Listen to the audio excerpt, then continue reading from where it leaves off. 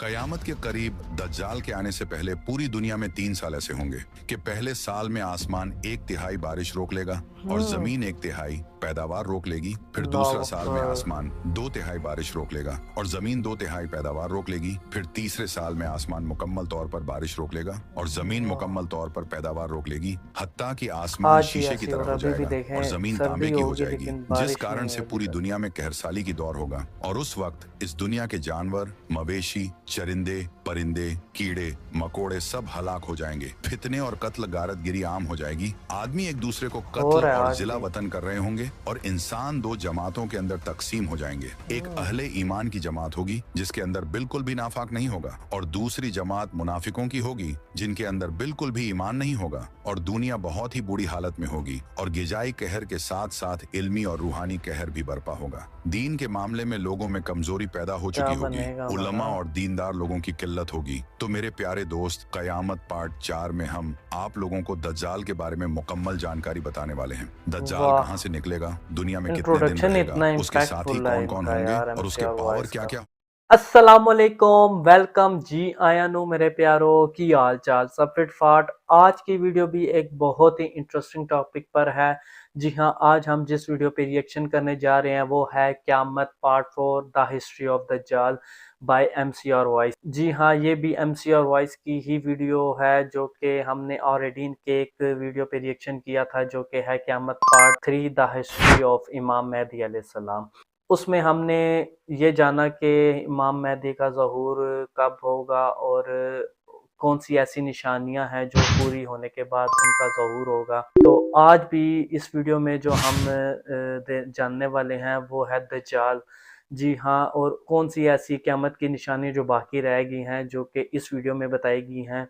यकीन करें कि ये एक रिएक्शन ही वीडियो नहीं बल्कि हमारे ईमान और आज के ज़माने की हकीकत से जुड़ी हुई है। तो वीडियो के एंड तक ज़रूर बने रहिएगा और चलते हैं आज की इस रिएक्शन वीडियो पे। तो चलिए शुरू करते हैं।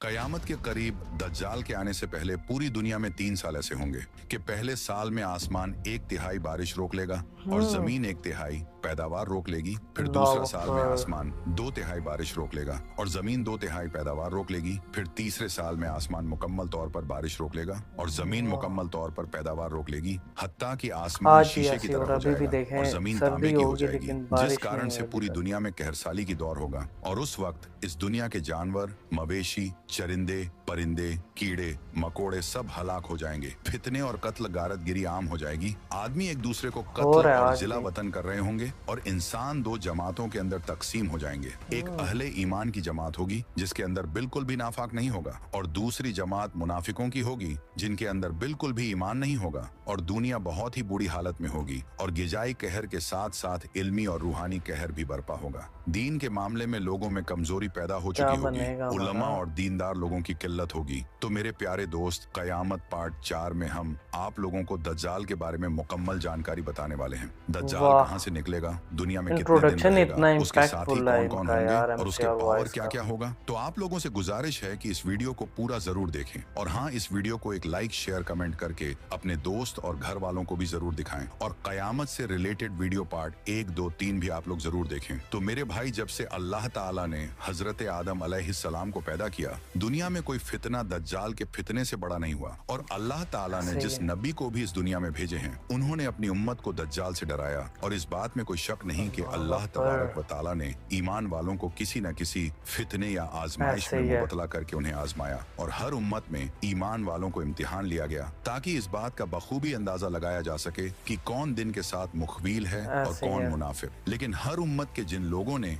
इस इम्तिहान को पास किया और हक के साथ डटे रहे वह जन्नत के मुस्तहिक करार पाए और जिन लोगों ने अल्लाह तबारक व ताला का वाद नियत का इनकार किया और सिर्क के अंदर मुबतला हो गए वो जहन्नम का ईंधन बन गए। और यह दुनिया जिस तरह इक्तदाम की तरफ बढ़ रही है और वक्त बहुत तेजी के साथ गुजरता चला जा रहा है, इस नफ्शा नफ्सी के आलम में एक वक्त ऐसा भी आने वाला है जिस वक्त के अंदर हम उम्मतियों को भी आजमाया जाएगा। इस आने वाले दौर के अंदर बहुत सारे फितने रुनुमा होंगे जिन फितनों से ईमान बचाना नामुमकिन सा हो जाएगा और वह ऐसा दर्दनाक दौड़ होगा जिसके फितने और आजमाइश से सहाबा किराम भी पनाह मांगा करते और रोया करते थे। हदीस मुबारक में प्यारे आका अल सलातो सलाम की ज़बानी। हमें यह पूरा वाक़या भी मिलता है कि एक मर्तबा प्यारे आका अल सलातो सलाम ने अचानक अपने सहाबा इकराम को जमा फरमाया और खुतबा देने के लिए मेंबर पर तशरीफ फरमा हो गए। ये वो टाइम था जिस टाइम पे नॉर्मली नबी पाक खुतबा नहीं फरमाया करते थे। सहाबा भी हैरान थे कि आज ऐसा क्या हो गया है कि प्यारे आका अल सलातो सलाम इस वक्त खुतबा इरशाद फरमा रहे हैं। तो नबी करीम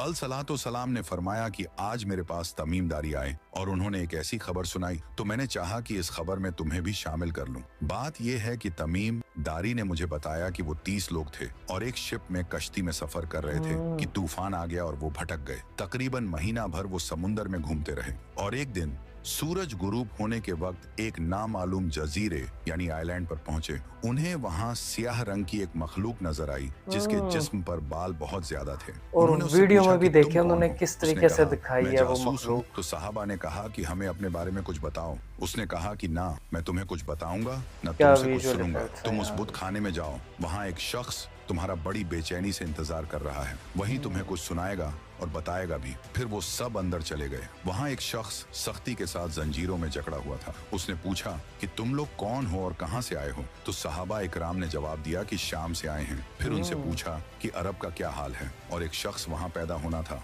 उसका क्या हाल है? यानी नबी पाक अल सलातो सलाम के बारे में पूछा सहाबा। इकराम ने कहा कि वो अच्छे हाल में हैं और इब्तिदा में उनकी मुखालिफत हुई, मगर अब तो तमाम अरब पर वो गालिब हो गए हैं और सारा अरब एक दिन एक खुदा को मानने वाला हो गया है। उसने कहा, अच्छा झगर के चश्मे का क्या हाल है? उन्होंने जवाब दिया कि वो भी अच्छी हालत में है, लोग उससे पानी पीते हैं, उसे खेती बाड़ी भी करते हैं। फिर उसने पूछा कि ओमान और बसान की खजूरों का क्या हाल है? उन्होंने कहा कि उसमें हर साल फल आते हैं। ये ये जगर का सुनकर उस चश्मा शख्स कहाँ ने पर है? 3 चीखें मारी मुझे और कमेंट्स बोला करके कि मैं बताइएगा कौन दज्जाल सी हूँ, जगह पे है। अनकरीब में आजाद हो जाऊंगा और जमीन का चप्पा चप्पा घूमूंगा और उसका कोई हिस्सा नहीं छोड़ूंगा सिवाय तैबा शरीफ के, क्योंकि मुझ में वहां जाने की ताकत वो पावर ना होगी। नबी पाक अल सलातो सलाम ने और फरमाया, मैं आखिरी नबी हूँ और तुम बेहतरीन उम्मत, इसलिए वह लामलाहा तुम्हारे ही अंदर निकलेगा। अगर वह मेरी मौजूद जिंदगी में निकला तो हर मुसलमान की तरफ से उसका मुकाबला करने वाला मैं हूँ, और अगर मेरे बाद निकला तो हर मुसलमान अपना दिफा खुद करेगा और अल्लाह हर मुसलमान का मुहाफिज वो निगहबान होगा। वह शाम व इराक के दरमियान एक रास्ते पर नमूदार होगा, बस वह दाएं बाएं हर तरफ फसाद फैलाएगा। ए अल्लाह के बंदो, तुम उस वक्त साबित कदम रहना। मैं तुम्हारे सामने उसकी वह अलामात बयान किए देता हूँ जो मुझसे पहले किसी नबी ने बयान नहीं की। वह सबसे पहले तो यह दावा करेगा कि मैं नबी हूँ, हालांकि मेरे बाद कोई नबी नहीं। फिर यह दावा करेगा कि मैं तुम्हारा रब हूँ, मगर उसे देखने वाले को पहली ही नजर में ऐसी 3 चीजें नजर आ जाएंगी जिनसे उसके दावे की तकजीब की जा सकती है। एक तो यह कि यह आंखों से नजर आ रहा होगा, हालांकि अपने रब को मरने से पहले नहीं देख सकते,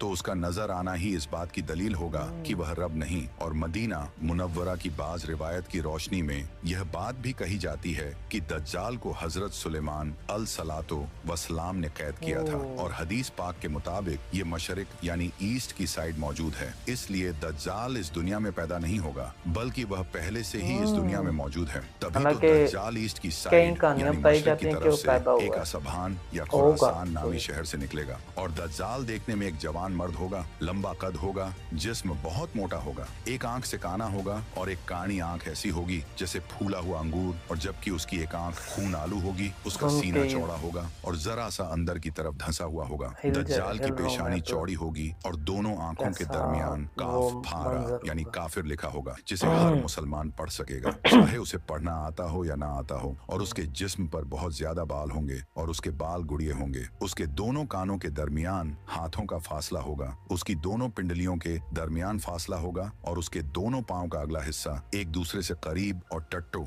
यानी टखनों की तरफ से फासला होगा, जिसकी वजह से ये बहुत अजीबो गरीब दिखेगा। जहाँ नजर पड़ेगी वहाँ उसका कदम पहुँचेगा। उसकी सवारी बहुत ज्यादा बालों वाला गधा यानी डोंकी होगा, और वह उस वक्त खुदा होने का दावा करेगा, लेकिन वो यह काम बिल्कुल स्टार्ट में नहीं करेगा, बल्कि शुरू में खुद को मोमिन जाहिर करेगा और लोगों को भलाई की तरफ बुलाएगा, फिर नबूवत का और खुदा होने का दावा करेगा। और उस वक्त दज्जाल के लश्कर में 70,000 इस महान के यहूदी होंगे और 13,000 उनकी औरतें, और साथ साथ वो लोग भी होंगे जो यहूदियों के ताबे होंगे। उसके साथ शयानियों न उससे कहेंगे, ए दज्जाल, हमसे जो चाहे काम करवा ले, हम तेरी मदद करेंगे। तो दज्जाल कहेगा कि लोगों में फैल जाओ, मेरा खूब चर्चा करो कि मैं रब हूँ। ये बोलकर जमीन के सफर पे निकलेगा और जमीन पर 40 दिन रहेगा, जिनमें से एक दिन दिन एक साल के बराबर होगा और एक दिन एक और माह के बराबर टाइम और भी अगला कितना दिन बढ़ एक जाएगा। हफ्ते के बराबर, जबकि बाकी दिन साल के आम दिनों की तरह होंगे। इस मुद्दत में दज्जाल अपने गधे पर सवार होकर सारी दुनिया का चक्कर लगाएगा। गधे का जिस्म इतना बड़ा होगा कि दोनों कानों के दरमियान का जो फासला होगा वह 40 हाथ के बराबर होगा, और उसके डोंकी की जो रफ्तार होगी वह यह आलम होगा कि एक कदम उठाएगा तो 1 माइल तय कर लेगा,